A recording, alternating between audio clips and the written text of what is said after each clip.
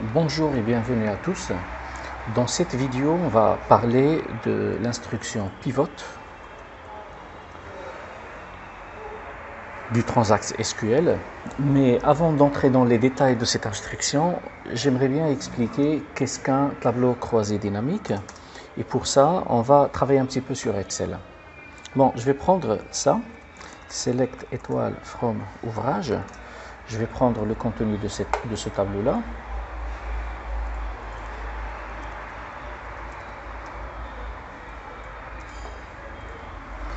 Bon, je vais le copier et je vais le mettre sur Excel. Voilà, on a ce tableau-là qui contient le numéro d'ouvrage, son titre ou son nom. On a l'année et puis après on a le numéro de la rubrique ou c'est le numéro de son thème et nous avons ici l'éditeur. Donc on a ces informations-là et comme vous voyez, c'est un tableau à une seule dimension, c'est un tableau qui est vertical. Moi, je veux afficher par exemple, pour la rubrique 2, tel éditeur, il a écrit combien d'ouvrages. Donc ça va être un tableau qui va contenir, si vous voulez, qui va se présenter de cette façon-là. Donc je veux avoir les éditeurs ici, je veux avoir les rubriques ici, ça, et lorsque ça se croise, le numéro de la rubrique avec le nom de l'éditeur, il va me donner, par exemple, je vais avoir PUF, non, excusez-moi, je vais avoir ici la rubrique 2 avec PUF, on a écrit 3 ouvrages. La rubrique 2 avec un autre éditeur, on a écrit tel nombre d'ouvrages et ainsi de suite. Comment on peut faire ça sur Excel? Sur Excel, sûrement vous le savez, il y a ce qu'on appelle les tableaux croisés dynamiques. Je me positionne à l'intérieur de tableau et sur insertion, je vais insérer un tableau croisé dynamique. On va le faire dans une nouvelle feuille. Il va prendre ce tableau-là comme référence et puis on va mettre dans les lignes, on va faire les éditeurs. Sur les colonnes, on va faire les rubriques ici. Et sur les valeurs, on va faire pas la somme des numéros d'ouvrage, mais on va mettre leur nombre. Et ça nous donne ça. Donc là, on trouve que, par exemple, avec Bordas, sur la rubrique 2, on a un seul ouvrage. Sur la rubrique 1, on a 3 ouvrages et ainsi de suite. Ça nous a donné ce tableau-là. Donc, qu'est-ce qu'il a fait en fait? Il a croisé le numéro de la rubrique avec le nom de l'éditeur et il a compté le numéro des ouvrages pour nous donner ce tableau qui est beaucoup plus facile à lire. Et là, on veut apprendre à faire ça au niveau de SQL Server. Comment on peut avoir ce résultat sur SQL Server? Donc, on va prendre déjà les champs qui nous intéressent. Donc, nous avons les numéros d'ouvrage, le nom de l'éditeur et le numéro de rubrique. Donc ça, ce sont les 3 champs avec lesquels je vais travailler. Très bien. Et je vais faire une select étoile from cette sous-requête que je vais nommer T. As T. Que je vais pivoter. Que je vais pivoter en utilisant le num ouvre. Donc je vais pivoter en utilisant le nombre des numéros d'ouvrage pour le numéro de rubrique. Donc je vais compter les numéros d'ouvrage, c'est ce que j'ai ici, pour le numéro de rubrique qui est là. D'accord? Je n'ai pas encore terminé. In. Et là, on a un tout petit problème, c'est qu'il faut énumérer les différents numéros de rubrique.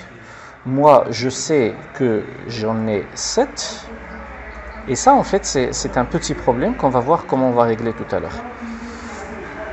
Donc, j'ai la rubrique 1, j'ai 2. Donc, en fait, si vous voulez, c'est moi qui va lui donner qu'est-ce qu'il va mettre dans les en-têtes des rubriques. 4, 5, 6 et 7. Et on va l'appeler as P. Donc ça c'est notre tableau.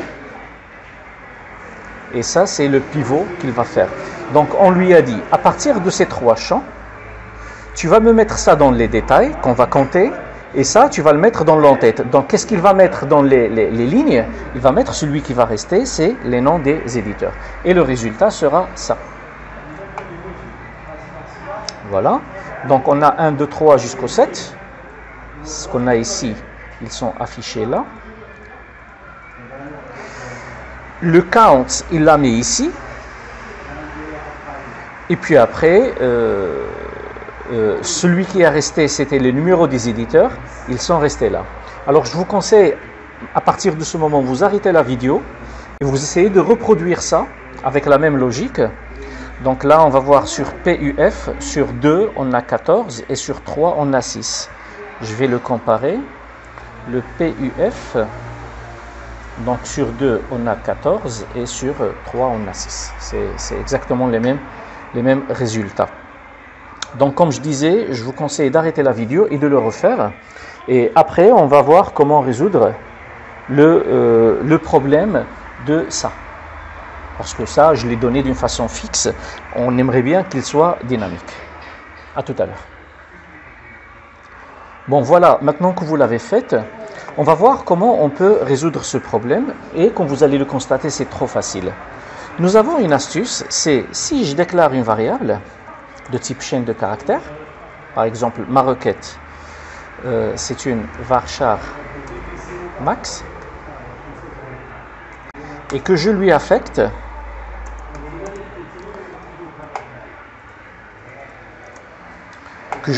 ça.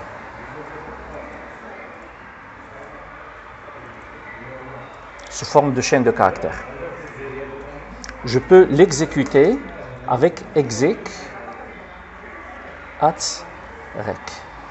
Regardons ce que ça va me donner ça. Je vais sélectionner cette partie-là et je l'exécute. Je vais avoir le même résultat.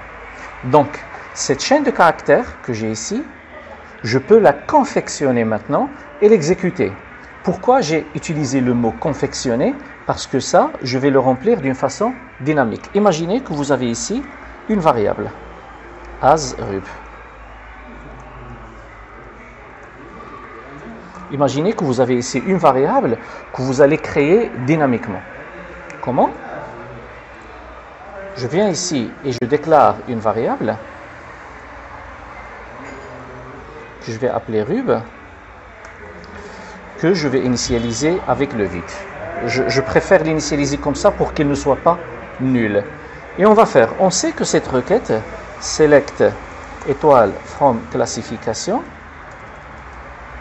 là, je maîtrise la structure de ma base de données. Il me donne classifie. Donc, cette requête-là me donne les différents numéros du rubrique. D'accord?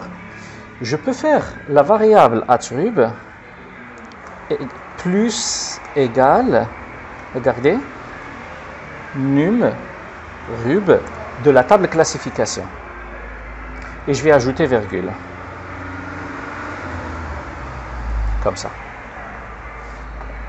Gardez le résultat et je vais faire select @rub pour voir. Bien sûr, vous pouvez faire print. Bon. Donc rub, c'est une varchar qui est vide. Rub égale plus égale le numéro de la rubrique et virgule de la classification. Ça va me donner ça. Donc là, le problème c'est qu'il essaie d'ajouter un chiffre avec virgule. On va le faire soit avec cast,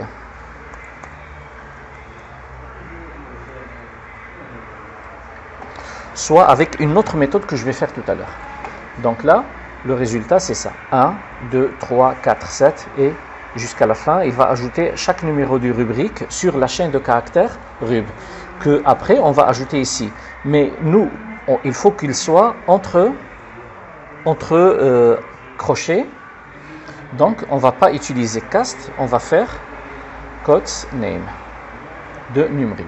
Donc lui, il va la convertir automatiquement en chaîne de caractères et il va lui ajouter des accolades ou des crochets. Voilà. Donc c'est exactement tel que je le veux. Sauf qu'il y a une virgule à la fin que je ne veux pas. Je vais la couper avec select ou set @rub égale substring. Ça, c'est ce qu'on a vu dans le cours des fonctions intégrées que vous pouvez voir dans la liste. Substring. Donc, @rub, virgule 1, virgule la longueur de @rub moins 1. Donc, on va couper rub du premier caractère jusqu'au dernier moins 1 et on va le remettre dans rub et on va l'afficher. Donc, ça nous donne ça. Donc 1 jusqu'au 7 et c'est exactement ce que je veux. Et là, je vais le mettre ici. Print, je n'ai rien à faire avec pour le moment. Et je peux exécuter ma requête tout entière de la déclaration de rub, sa construction et de son insertion à l'intérieur de la chaîne et son exécution. Et voilà.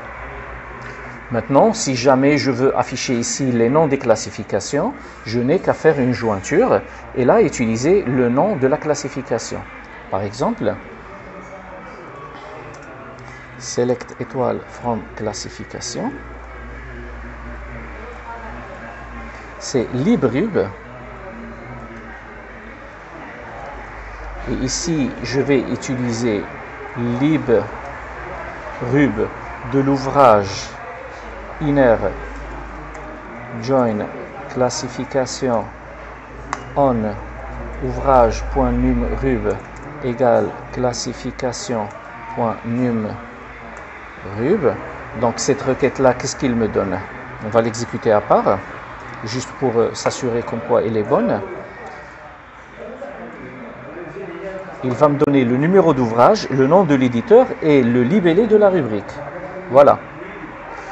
Les libellés de la rubrique, il existe maintenant à l'intérieur de RIB, juste pour voir. Donc, gestion à court terme, trésorerie, gestion de portefeuille. Et c'est eux que je vais utiliser pour les afficher dans les en-têtes. Et voilà, on a terminé. Ça doit fonctionner correctement maintenant. Voilà. Gestion trésorerie court terme, on a gestion de portefeuille, on a 14. Et comme vous avez vu, on a construit les en-têtes d'une façon dynamique et on les a insérés à l'intérieur de la liste. Donc peut-être que ça va vous paraître du premier coup compliqué. Je vous conseille de revoir la vidéo dès le début et vous allez la comprendre maintenant très très facilement. Et à la prochaine vidéo, n'oubliez pas de partager la vidéo, de vous abonner et de laisser des commentaires si vous avez des questions à poser. Merci.